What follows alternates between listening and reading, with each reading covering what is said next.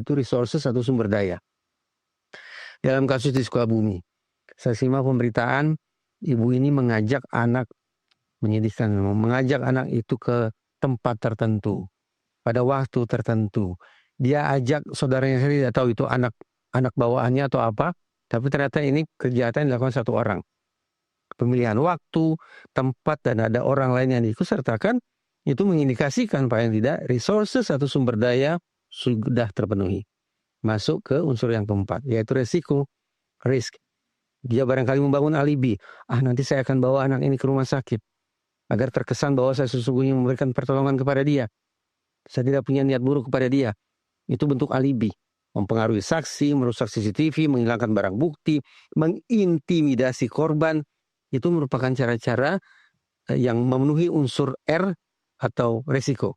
Nah, kalau target, insentif, sumber daya, dan resiko ini betul-betul tersedia di kepala si pelaku, maka itu bukan penganiayaan, itu bukan pembunuhan, itu pembunuhan berencana. Oke, apa tantangannya ketika nanti mungkin polisi dan jaksa untuk membuktikan itu? Begini saja, daripada bicara tantangan, saya justru memberikan semangat. Teman-teman di lembaga penegakan hukum pasti tahu kan, kita sudah punya undang-undang perlindungan anak. Iya. Dalam sejarah hukum di Indonesia, undang-undang yang paling sering direvisi dalam waktu cepat, dalam waktu berdekatan satu sama lain, itu adalah undang-undang perlindungan anak. Pada bagian mana revisi itu dilakukan berulang kali? Pada bagian pasal-pasal pidana. Dinamika terkait peraturan perundang-undangan yang satu ini mengirim pesan kepada kita paling tidak dua hal. Satu, ternyata negara memang dari masa ke masa berulang kali menempatkan anak pada posisi yang sangat istimewa. Sehingga kita tidak punya alasan untuk mengatakan anak sama loh dengan orang-orang lain, tidak. Anak adalah insan yang istimewa. Satu. Itu sisi positifnya ya? Sisi positif. Sisi yang kedua, revisi berulang kali terhadap pasal-pasal pemidanaan menunjukkan bahwa ini pengakuan situasi perlindungan anak kita makin lama makin kacau. Kejahatan makin lama makin ekstrim. Perlindungan harus diberikan ekstra kepada anak-anak kita. Kalau dua poin ini saja diinsafi oleh seluruh lembaga penegakan hukum, maka semestinya kita patut berharap. Orang mengatakan, wow itu kan cara pandang bahala. KUHP baru kan semangatnya adalah semangat restoratif justice, pardon atau pengampunan, pemberian kesempatan kedua. Bagi saya tidak. Kalau sudah bicara tentang kekerasan terhadap anak, apalagi membuat anak sampai merana, cacat permanen, apalagi kehilangan nyawa, bagi saya kalau bisa hukuman maksimal saja. Apalagi si ibu ini, bukan sumpah menurut saya makhluk ini, bisa sebetulnya disebut sebagai seorang residivis. Jadi Mbak Tasya, dalam khazanah psikologi forensik, argo residivisme itu ternyata banyak. Yang dikenal oleh masyarakat kita cuma satu, yaitu re-entry. Jadi seseorang disebut sebagai seorang residivis ketika dia keluar masuk penjara. Itu tidak salah. Tapi argonya kita bisa lihat yang lain, kita bisa pakai yang lain, yaitu argo re-offense, pengulangan perbuatan. Betapapun si ibu itu tidak pernah diproses hukum, betapapun dia tidak pernah masuk bui, tapi karena faktanya dia berulang kali melakukan penyiksaan terhadap anak malang itu, berarti kan berulang kali. Iya. Re-offense, ya residivis. Anda khawatir tidak saat ini dia mungkin bisa keluar dengan cara yang sama? Cara yang sama bagaimana? Dengan restoratif justice. Sepertinya sulit ya. Karena satu, ini sudah sampai membuat anak meninggal dunia. Kalau dulu tanda petik masih terampuni lah. Karena anak itu masih bernyawa. Pun si ibu ini konon sempat mengiba-iba kepada suaminya agar dimaafkan pertobatan nasuha. Tapi kalau sudah semacam ini, bagaimana lagi kemudian diberikan pengampunan? Bagaimana lagi bisa diberikan ruang-ruang penegakan hukum dengan cara yang non-litigasi? Saya pikir mustahil. Kalau berani-beraninya polisi tetap mengupayakan atau bahkan memfasilitasi restoratif justice, dua musuh kita. Satu ibu itu, dua polisi. Tapi saya yakin polisi tidak akan mengambil langkah yang bodoh semacam itu. Polisi akan memastikan proses litigasi dilangsungkan atau diselenggarakan terhadap ibu ini. Tinggal lagi pesan saya tadi, litigasi dengan misi menghukum ibu ini seberat-beratnya. Oke. Saya ingin bicara soal motif. Bagaimana sebenarnya seseorang yang perannya sebagai ibu sambung kemudian bisa menyiksa anaknya berkali-kali, dan kalau yang kita ketahui sekarang mungkin sudah dari usia 9 tahun dan akhirnya meninggal di usia 13 tahun. Apa yang sebenarnya ada di membacanya ya Mas Reza, apa yang sebenarnya ada di kepala dia? Kalau memang kecemburuan, karena yang kita tahu saat ini kan masalah kecemburuan ya. Bagaimana kecemburuan itu kemudian bisa berubah menjadi tindakan agresi yang mematikan? Ini teori klasik. Berkowitz punya cerita. Kata dia, siapapun manusia yang di dalam hatinya ada perasaan-perasaan negatif, marah, benci, dendam, sakit hati, cemburu, atau apapun itu, tinggal nunggu waktu saja ini. Sampai kemudian dia mencari penawarnya dengan melakukan perilaku agresif. Dengan melakukan perilaku jahat.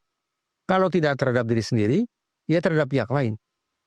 Pihak yang paling potensial untuk dia jadikan sebagai korban. Sesederhana itu.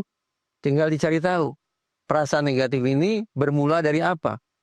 Dari emosi atau dari sebuah motif instrumental. Kalau emosi, maka sekali lagi kita bicara perasaan-perasaan serba negatif. Tapi kalau instrumental berarti dia ingin mendapatkan manfaat tertentu. Emosi mungkin porsinya sedikit. Tapi yang membanjiri proses berpikirnya adalah bagaimana saya bisa mendapatkan manfaat tertentu dari aksi kejahatan terhadap anak ini. Harta, apalagi? Cinta. Ya apapun lah itu. Yang tidak ada sangkut pautnya dengan perasaan, tapi memang betul-betul manfaat instrumental.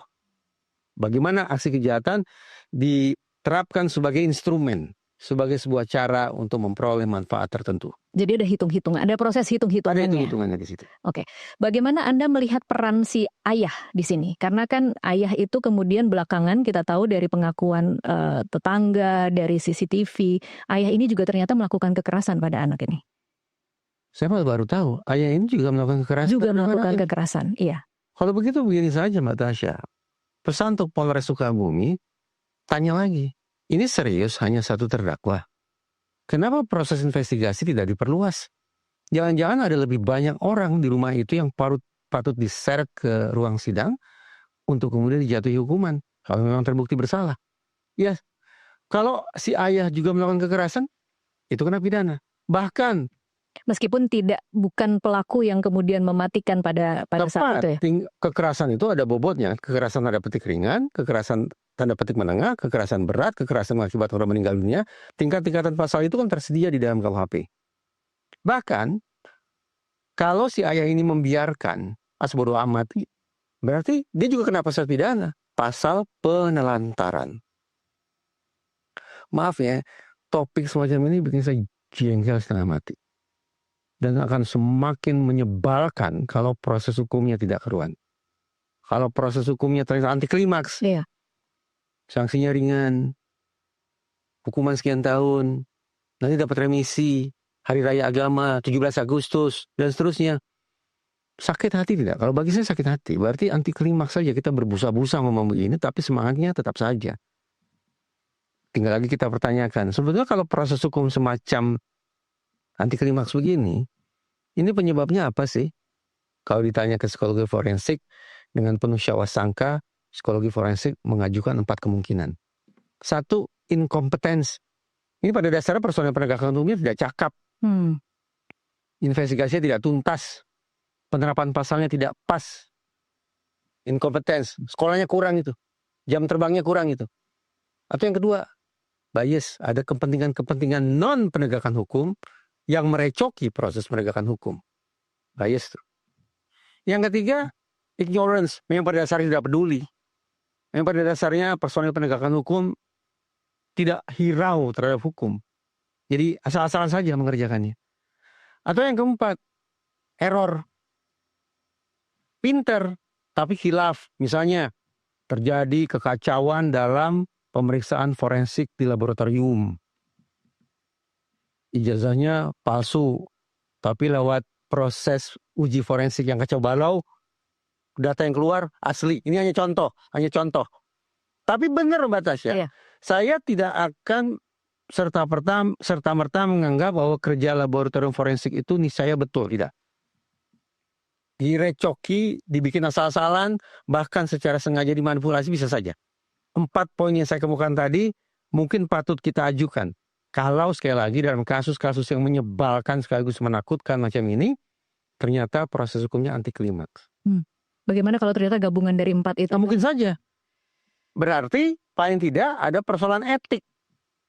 Kalau kita bicara etik di tingkat kepolisian, pertanyaannya seberapa jauh ini kerja penyidik memenuhi azas proporsionalitas, prosedural, dan profesionalitas. 3 poin itu yang jadi pertanyaan kalau kita sebatas bicara tentang etik di tingkat kepolisian. Oke. Kalau di kejaksaan saya tidak tahu. Tapi kalau di tingkat peradilan, hakim juga ada sekian banyak pasal atau poin tentang kode etik dan pedoman perilaku hakim yang boleh jadi diterabas kalau proses hukumnya ternyata mengejutkan. Oke, lagi-lagi ini menjadi ujian ya. Kita akan melihat bagaimana kerja polisi dalam kasus ini dan kemudian kita akan menilai apakah anak memang menjadi prioritas atau anak menjadi sesuatu yang memang harus kita lindungi sesuai dengan tadi yang kata Mas Reza katakan bahwa revisinya paling sering dilakukan di revisi undang-undang. Kita akan bahas nanti untuk soal kasus Kelapa Gading di segmen selanjutnya. Pemirsa tetaplah bersama Kasih Paham, kami akan kembali sesaat lagi.